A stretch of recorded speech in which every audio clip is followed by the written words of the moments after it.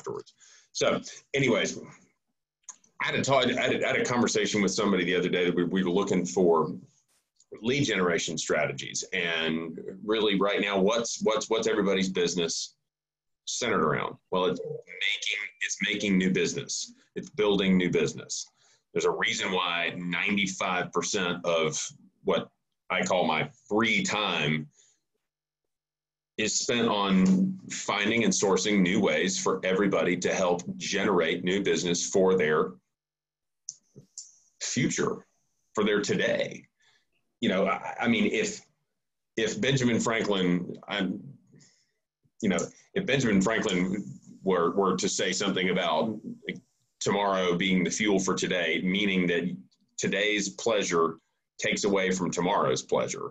It was one of his old quotes. I'm sure I'm misattributing it and saying it all wrong to start with, but essentially what he's talking about is you're borrowing from today what you could get tomorrow. And taking that into perspective of trying to build a better tomorrow than you have today, it's all about generating new business. And how do we do it? And I've gone on and on and on about saying that reach out to your sphere of influence and say, if nothing else, hey, I promised myself that I would help 15, 20, 30, 35, 40, 50 families this year buy or sell a home. Is there anybody that you think could benefit from my service? Or, hey, listen, I'm sure that the world has been upside down and things are kind of crazy right now, and there's a lot of uncertainty. There's also a lot of misinformation. I'm just curious, are you wondering how your home's value may have changed during all of that period of time? And so what I'm doing is I'm offering to sit down with folks and give them about 10 or 15 minutes to just help them understand how their home's value may have changed. The answers sometimes surprise people, but I like to offer that as a service just to help you understand, not to puff things up, make things seem different than they are, but just to help you understand how things are. And to go about setting as many appointments based around either referrals or your home price evaluation to see if you can, in fact, generate new business as a result of that. I've gone through that. I've gone through a million different things. I mean, listen, I could give you guys 150 different things. Essentially, there's an infinite number of ways that you can position yourself in the marketplace to be a choice for people to get in action. But if I give you 150 of them, you're going to be lost. It's just like a lot of us that get out into that world, and it's a big, wide world, and we go, ooh, what next? So why don't we try four? And essentially what I mean is that we need to have in our back pocket the ability to make an offer of service, our own personal service, an offer of service that also makes a promise you can keep. It also makes a claim, a substantiated claim, not an unsubstantiated claim, to something that service provides, and then a guarantee that all three of those things will in fact happen. So essentially what that means, that offer, that promise, and that claim, and that guarantee makes you better positioned to that potential future client or the person that you're actually having a substantive conversation with, delivering value, doing the home price evaluation, whatever it is that you're doing, meeting for coffee, in the line at the grocery store, I don't care, on the phone, whatever. Offer, promise, claim, and a guarantee that can help differentiate you to at least get you in the consideration set of people for future business. It's the person that has their aunt, their uncle, whoever it is, that's also a real estate agent, or 6 buddies that are also real estate agents, but yet they say, you know what, I think we need to call her or him just to interview. What we're looking for is more opportunities to be a choice, not be the only one, but we need more opportunities to be a choice. And how we do that is to present ourselves and position ourselves as someone that can make an offer, a promise, a claim, and a guarantee that they can back up. But it's something that's also individually you. So I said, I'm going to give you 4 things. I'm going to give you 3.5. You might not like the last one. You might not like it. But I promise if you commit to it and do the last one, it's going to work. So here's the first one. In that marketing of yourself, now this is literally in that marketing of yourself, I want you to craft that offer, that promise, that claim, and that guarantee. Now, I'm not saying you have to go make an offer that says, sell a house with us, and if you don't sell it within 30 days, we'll buy it, or buy a house from us, and if you don't like it within a year, we'll buy it back, or we'll sell it for free. I'm not saying that kind of guarantee, although that kind of guarantee would move the needle, right? It would get the phone to ring.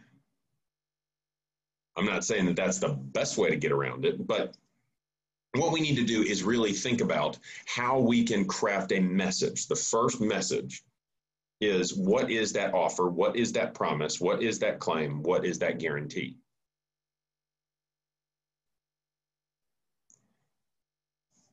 Write it down and give it a lot of thought, because even though essentially that's a very nebulous way of going about it, you have to think about it from the client's perspective.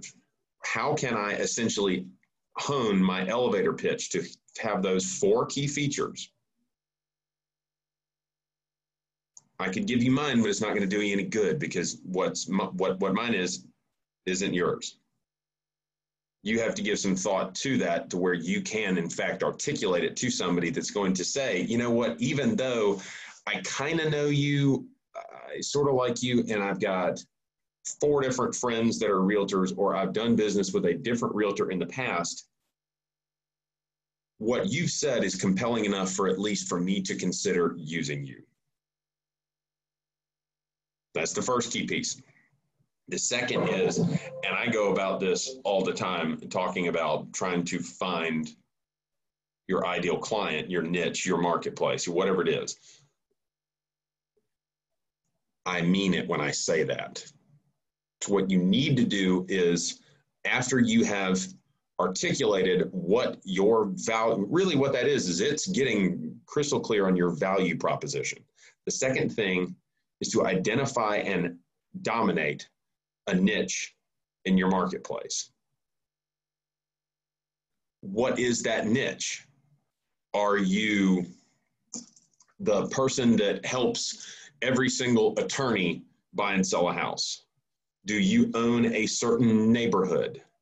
Do you own a certain type of home buyer, a first-time home buyer, a move-up home buyer, the people that are expecting children, the folks that want to go in, buy, renovate a home? If you want to buy a fixer-upper, I'm your person.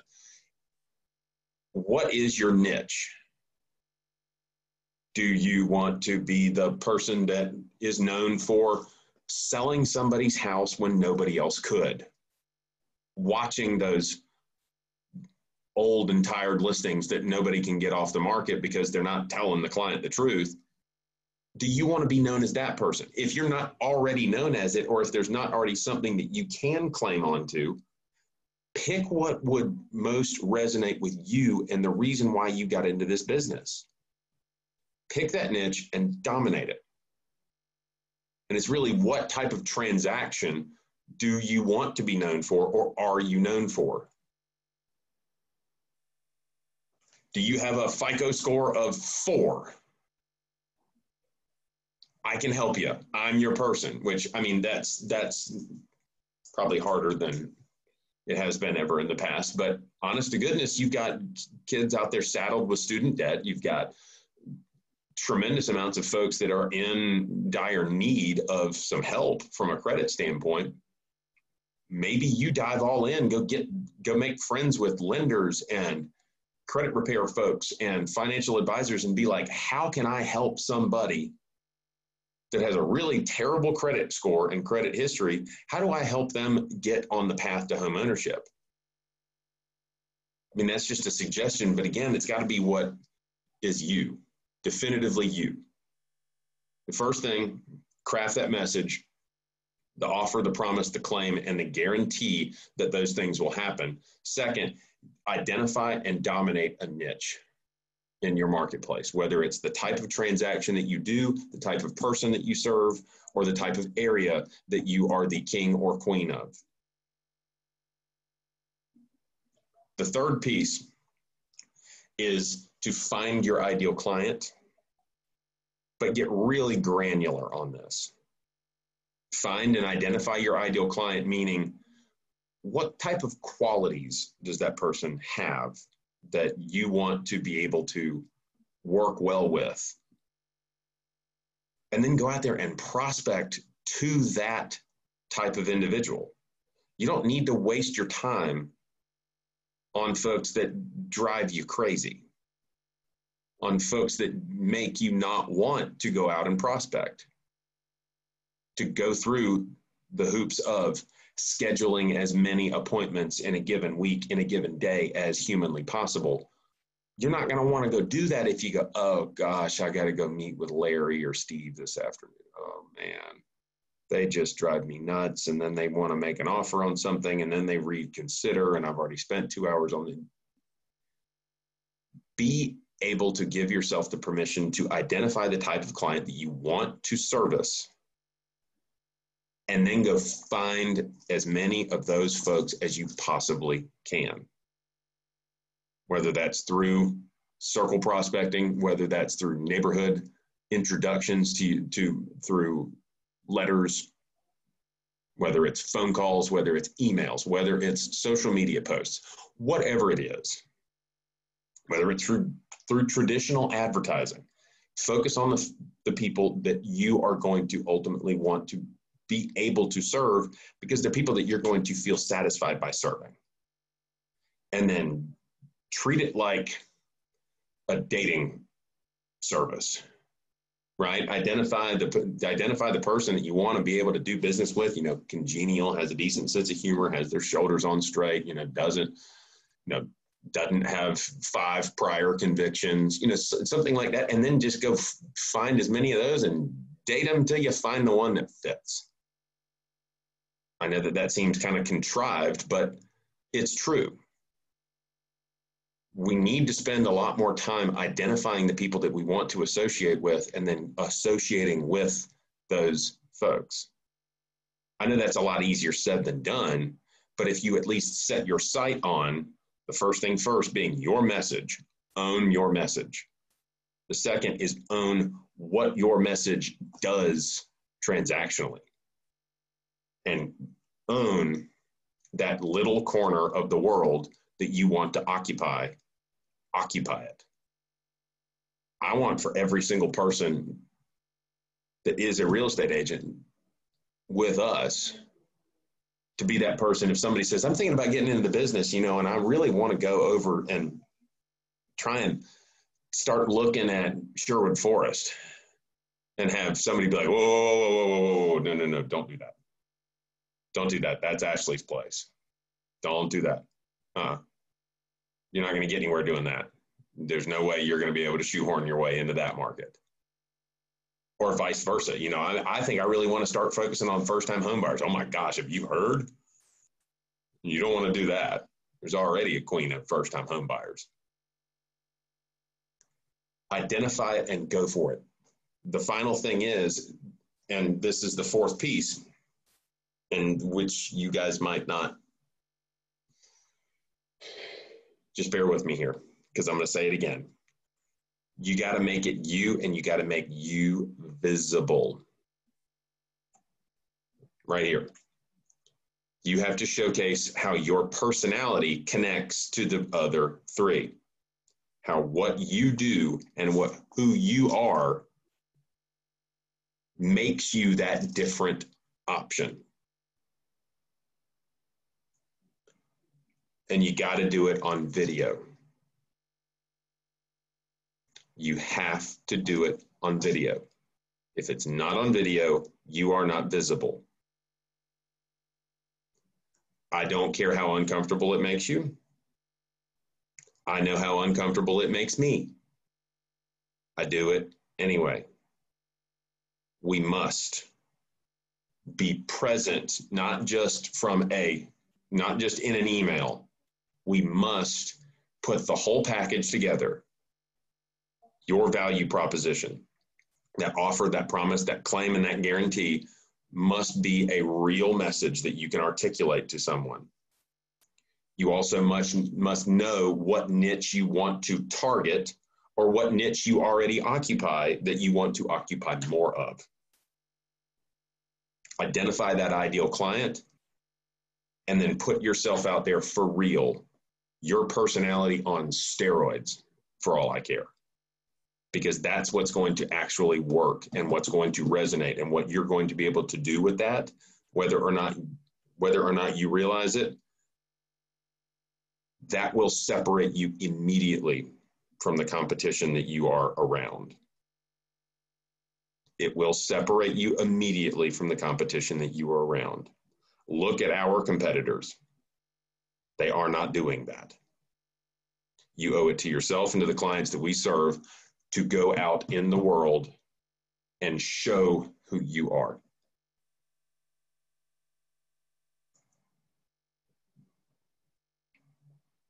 I know video doesn't rev everybody's engine. I know that people think, oh, well, I could do a million other things, and I'm just really much better face-to-face. What if I told you that video is the opportunity to be face-to-face with 10 times as many people as you could possibly be with on a daily basis? And you can also use it and regurgitate it and make it into advertising. How cool is that?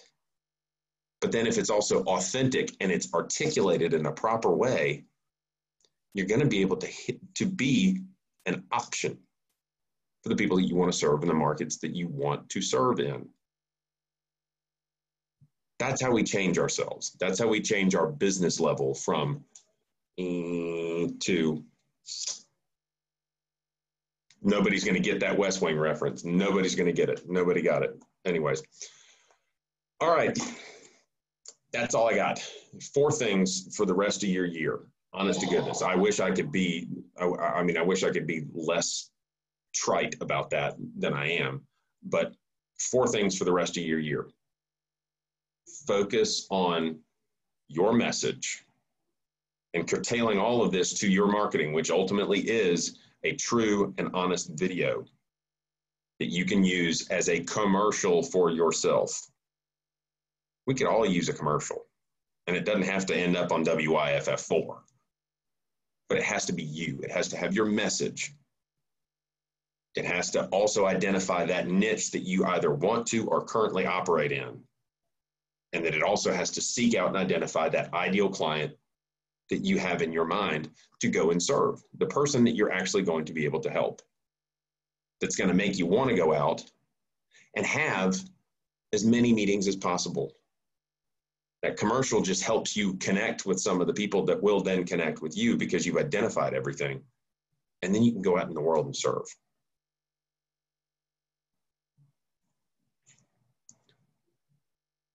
That's our Wednesday workshop. It's 4 things that you can do. I know you can. I believe in you. And I really, really, really hope that this gives you one thing that you can take away. If you don't do all 4 of them, not going to judge you, but if you do implement and truly do work on those aspects of your self-promotion, you will see a dramatic increase in the, not necessarily the efficacy of your day-to-day conversations, but you will definitely see a dramatic increase in the amount of time that you don't waste on folks that you really don't connect with. It's not necessarily about identifying the clients that you want to serve.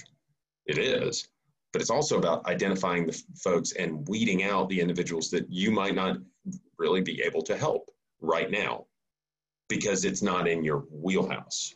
This is about honing in on what your wheelhouse is or what you want your wheelhouse to be, and then going for that. I hope everybody has a really great day. If there are any questions, I'm more than happy to answer any questions or expound on anything.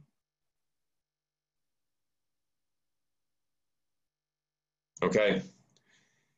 This was a little bit shorter. It was a little bit more to the point, but I hope that you guys would appreciate that. And I wish you all the best this week. I hope you all have a great, safe, and happy rest of the Wednesday, Thursday, Friday, and a great Labor Day weekend if I do not see you all. Thank you so very much. Bye. Thanks.